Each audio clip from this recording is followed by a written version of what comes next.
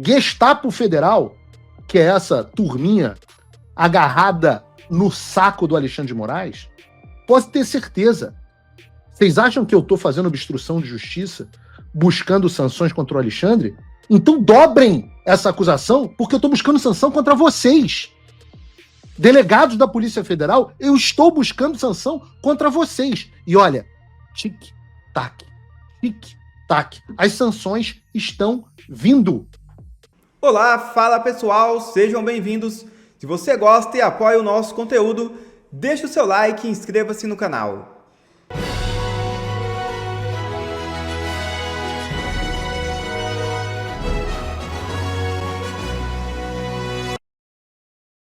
Banco do Brasil bloqueia cartão de Moraes.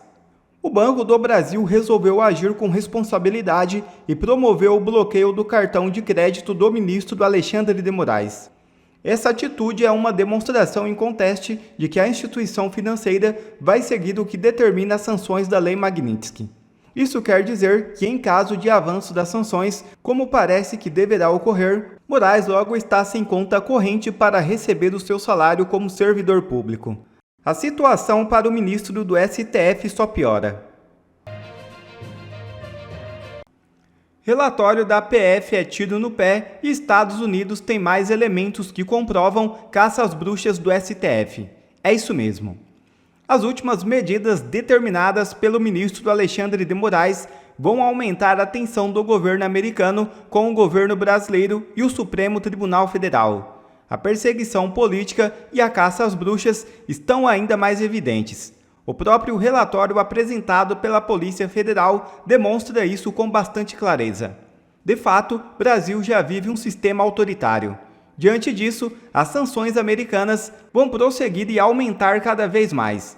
Está na hora de colocar um freio em algumas autoridades brasileiras sob pena de muito sofrimento para a nossa população.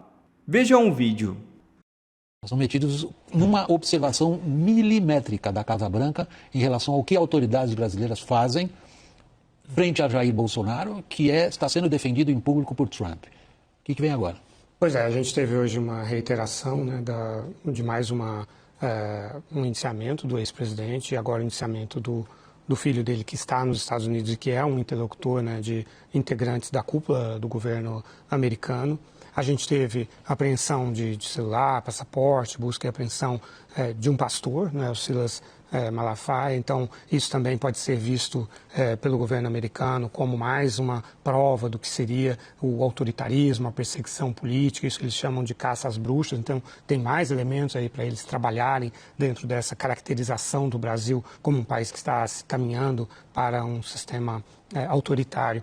A gente viu a maneira como esse contato, essa entrada que o Eduardo Bolsonaro tem no governo americano. É um governo que está muito ativo nessa questão de usar essas sanções, que são as sanções econômicas, né, de congelamento de bens. Ele está muito empenhado nessa ideia de usar o poderio do dólar, o poderio econômico americano, para fazer valer os seus desejos e também proteger os seus aliados, como é o caso de Israel e é o caso da oposição bolsonarista aqui no Brasil. Então, de fato, a gente só pode esperar mais atividade desse tipo contra o governo brasileiro e a justiça brasileira diante desses novos dados que foram trazidos à luz hoje. Pelo bolsonarismo em Washington como uma evidência também de perseguição política. Cito 2 passos aqui da Polícia Federal, do relatório. Numa passagem, a Polícia Federal diz que Eduardo Bolsonaro vem atuando no exterior com nítidos propósitos de inviabilizar candidatos de direita, como Tarcísio. Isso é crime? Isso não vai ser usado como perseguição política? Em outro momento, diz que há uma atuação coordenada de Bolsonaro e Eduardo para propagar informações falsas a respeito dos processos de Jair Bolsonaro no Supremo. Informações falsas para quem? Por mais que a gente possa discordar, esse empacotamento das investigações também se encaixa muito na linguagem que Eduardo, que Paulo Figueiredo estão levando para a Casa Branca para demonstrar justamente que é uma perseguição política. Então fico pensando até que ponto o relatório não reforça o que eles estão dizendo para o governo americano. Vejam a nota, vou reproduzir aqui a nota do presidente, olha aqui, estou profetizando. A nota do deputado Eduardo Bolsonaro. Tomei conhecimento pela imprensa do relatório divulgado pela Polícia Federal e considero importante esclarecer alguns pontos. Minha atuação nos Estados Unidos jamais teve como objetivo interferir em qualquer processo em curso no Brasil. Sempre deixei claro que o meu pleito é o pleito pelo reestabelecimento das liberdades individuais no país por meio da via legislativa com foco no projeto da anistia que tramita no Congresso Nacional. Os diálogos mostram isso. Os diálogos não mostram um cara tentando em momento algum interferir em processo. Os diálogos mostram isso, que o objetivo é empurrar a anistia. 2. Causa espanto que a Polícia Federal aponte supostos partícipes de um crime absolutamente delirante, mas não identifique os autores. Claro, porque, continua, né? Se a tese da PF é que haveria uma intenção de influenciar políticas de governo, o poder de decisão não estava nas minhas mãos, Eduardo, mas sim em autoridades americanas, como o presidente Donald Trump, o secretário Marco Rubio ou o secretário de Tesouro Scott Bessent. Claro, quem tem o poder de agir é o governo americano. O Eduardo nunca poderia ser o autor da obstrução. No máximo, o partícipe. Olha, mas se ele é partícipe, tem que haver um autor. E o autor é quem tem a capacidade de execução. Como o presidente Donald Trump, o secretário Marco Rubio ou o secretário do Tesouro Bessent. Por que a PF não o incluiu como autores? Omissão? Falta de coragem? Diz a nota. Vivo sob a jurisdição americana e, portanto, plenamente amparado pela primeira emenda da Constituição dos Estados Unidos, que assegura não apenas a liberdade de expressão, mas também o direito de peticionar as nossas demandas ao governo que rege a nossa jurisdição. Isso aí tem um monte de coisa envolvida nisso. Primeiro, Eduardo não está sob a jurisdição brasileira. Portanto, os seus atos não podem estar sujeitos a uma decisão judicial brasileira. Ora, isso é o princípio da extraterritorialidade. Foda-se. Falei no chat. Não consegui falar essa merda. Territorialidade. Pronto. Acho que foi. Significa o seguinte: você está fora do território, você não está sujeito à lei daquele lugar. A lei que vale é a lei da tua terra. E o que diz a lei americana? Primeira emenda, você pode falar o que você quiser. 2, está dentro da primeira emenda também. O direito de você apresentar petições ao seu governo, que é exatamente o que a gente vem fazendo aqui.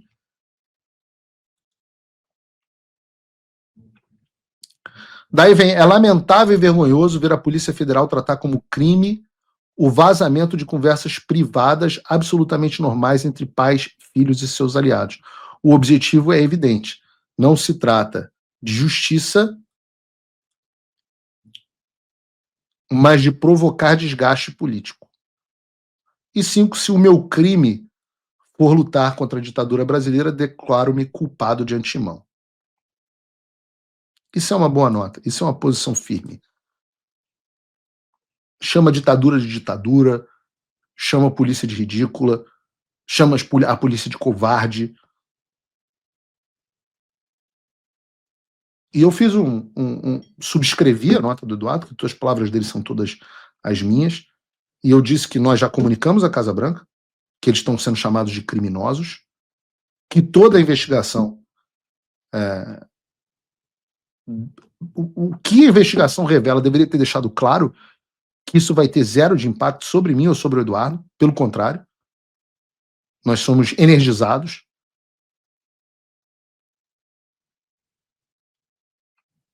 E 3, que nós brigamos, sim, como ficou público, de uma forma canalha, mas no fim todos nós temos o mesmo objetivo, que é o bem do Brasil. Tentaram expor-nos, nos desgastar, etc., mas os diálogos revelam que são pessoas debatendo para que não haja um acordo caracu e defendendo uma anistia ampla, geral e restrita. Eu disse que fiquei chateado porque ainda não me indiciaram, talvez porque tem medo de me notificar aqui nos Estados Unidos. O Eduardo vão tentar via Congresso, etc., mas, spoiler, não vai dar certo. Mas eu reitero o meu desprezo e desrespeito completo pela Gestapo Federal. Aliás, câmera 2, deixa eu deixar uma coisa aqui, deixa eu deixar uma coisa brutalmente clara. Se há alguma dúvida de que eu não tenho respeito pelas autoridades brasileiras, por favor, percam completamente essas dúvidas. Eu não tenho absolutamente nenhum respeito. Não só não tenho respeito, como tenho profundo desprezo. Gestapo Federal, que é essa turminha agarrada no saco do Alexandre de Moraes, pode ter certeza. Vocês acham que eu estou fazendo obstrução de justiça, buscando sanções contra o Alexandre? Então dobrem essa acusação, porque eu estou buscando sanção contra vocês. Delegados da Polícia Federal, eu estou buscando sanção contra vocês. E olha, tic-tac, tic-tac. As sanções estão vindo. Deixa eu deixar uma coisa clara. Vocês não têm poder nenhum sobre mim, mas eu tenho poder sobre vocês. Isso vai ficar absolutamente demonstrado muito em breve. Aqui comigo não tem bravata. Tudo que eu falo, eu cumpro. Então, tic-tac, tic-tac. Tá chegando para vocês também. Se eu não conseguir pegar todos, eu vou conseguir pelo menos pegar muitos. Igual você fazia na Idade Média. Colocava um espeto e a cabeça de alguns na porta do castelo para dizer: quem ousar ter esse tipo de comportamento, a gente vai colocar a cabeça, fica tranquilo que é metaforicamente, porque eu sou uma pessoa de paz, na porta do castelo. Esqueçam viagenzinha para vocês e para a família de vocês para Disney, porque vai acabar. Zero efeito de intimidação. Zero.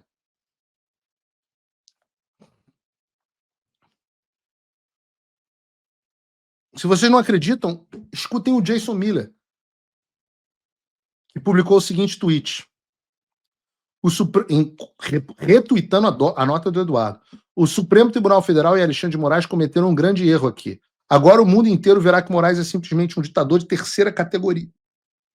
Aspirante disposto a destruir a democracia e prejudicar o povo do Brasil em uma busca de poder pessoal. Alexandre de Moraes é verdadeiramente o rei louco. É o Jason Miller que está falando. No tweet anterior ele tinha dito que deixaria claro isso para o Donald Trump. Mostraria claramente para o Donald Trump. Vocês não estão entendendo. O problema é que o nego é burro. Vocês não estão entendendo. Os Estados Unidos têm reagido a cada movimento do Brasil, né? E têm reagido escalando isso. Inclusive com ameaças mesmo que são feitas ao país. Quando o ministro Alexandre de Moraes reforça uma posição do Flávio Dino, que aliás ontem disse que ele não sabia que ele tinha tanto poder assim, quando ele deu uma decisão de que os bancos brasileiros precisam cumprir, não podem cumprir decisões, medidas internacionais, né? Ele estava falando ali da Magnitsky, que isso precisa ser passado, essa decisão precisa passar pelo Supremo para que se cumpra ou não aqui no país. E o ministro disse, olha, eu não sabia que eu tinha tanto poder, porque essa decisão do Flávio Dino, ela impactou, né? Os bancos perderam dinheiro quando essa decisão foi anunciada. Depois o Alexandre de Moraes vem e diz, olha, quem não cumprir vai estar sujeito a punições aqui no Brasil. Essa escalada que os Estados Unidos podem dar com relação a esses últimos fatos de ontem, do inquérito, e com relação a essa ameaça aos bancos brasileiros, para que eles não cumpram a Magnitsky, isso pode levar ao país a que ponto, né? Porque a gente não tem interlocução do governo brasileiro com o governo norte-americano, então não tem ninguém tentando colocar, não tem bombeiro, né, nessa ponte. Não, pelo contrário, você tem gente com lança-chamas, né, colocando mais fogo ainda na fogueira, né, tanto no judiciário como no executivo. Você costumava falar, Mário, desculpa te interromper, mas só para acrescentar, que Brasília tinha mais bombeiro do que incendiário, mas eu acho que mudou essa equação, né? Pelo visto, sim, né? Você tem um legislativo absolutamente ausente, né? Omisso, e a omissão sempre pende para um lado, obviamente. E você tem isso, você tem o Lula se aproveitando do nacionalismo, né, nesse discurso de soberania e tudo mais, e você tem o STF insistindo que eles são o Brasil, né, porque é isso, quer dizer, o que eles querem dizer, passar, inclusive aos banqueiros, não, defender os ministros do STF é defender o Brasil. Ora, se o STF age como um organismo político, como tribunal político, aliás, teve já ministro dizendo isso, que o STF virou uma instância política, né? Extrapolando do seu leito constitucional, né? Por que isso é o Brasil? Me conta. Por que banqueiro, eles ouviram banqueiros ou a sociedade para sair do leito constitucional? Não. Então, eles fiquem por sua conta e risco, né? Na verdade, a única chance da gente ter escapar um pouco menos machucado das sanções americanas seria separar, né, as tarifas, né, das sanções que foram e serão ainda, eu me imagino, impostas ao STF. Eu insisto nesse ponto. As sanções ao STF são problema do STF.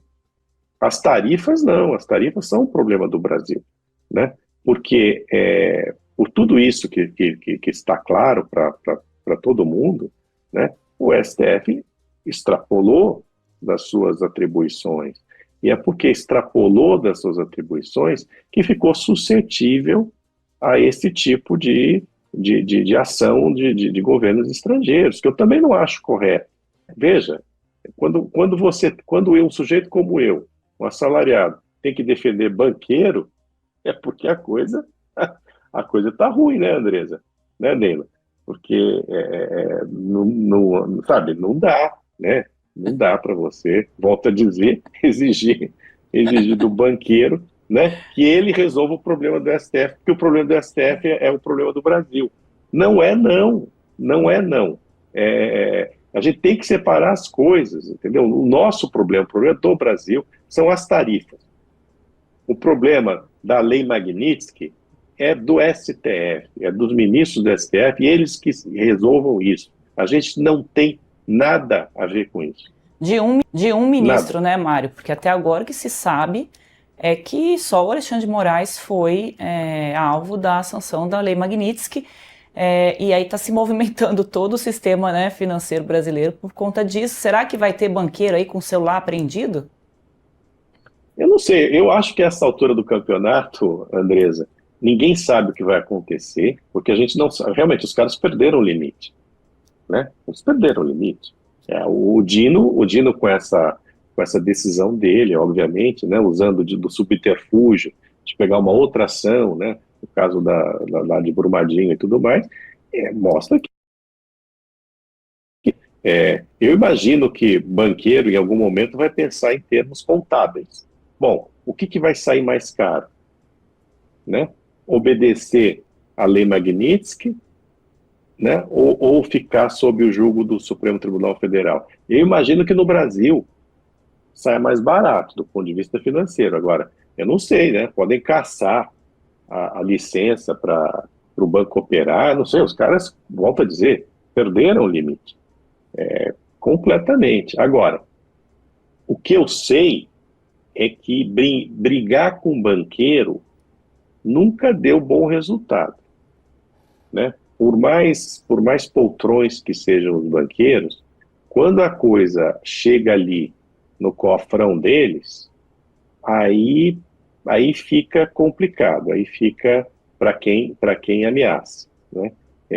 Eu acho que esse negócio de brigar com todo mundo nunca deu certo, né, André? Né, Neila? Não é que... Né, e os caras estão brigando com todo mundo, né? Basicamente o que eles têm só são os petistas, né? Por enquanto o que eles conseguiram foi, o Malafaia até falou uma coisa que eu tinha comentado no programa ontem, que nem Deus conseguiu, que foi unir os evangélicos em torno do Malafaia, e agora talvez unir os banqueiros aí, né, contra o Supremo Tribunal Federal. Realmente essa briga é a maior, né? esse ponto é importante, viu? Porque lá em Washington, esse negócio de cautelar contra pastor evangélico, lá soa como perseguição religiosa, né? E, aliás, me chamou a atenção na entrevista que o Malafaia deu a vocês, que ele fala em perseguição religiosa. Quer dizer, vai ser esse o discurso adotado. Eu não vou entrar aqui no mérito se é verdade ou mentira, se é papo furado, né? Mas a perseguição religiosa agora também compõe o cardápio dos bolsonaristas, né? E num país como os Estados Unidos, ainda mais sob um governo republicano, é o tipo da coisa que cola.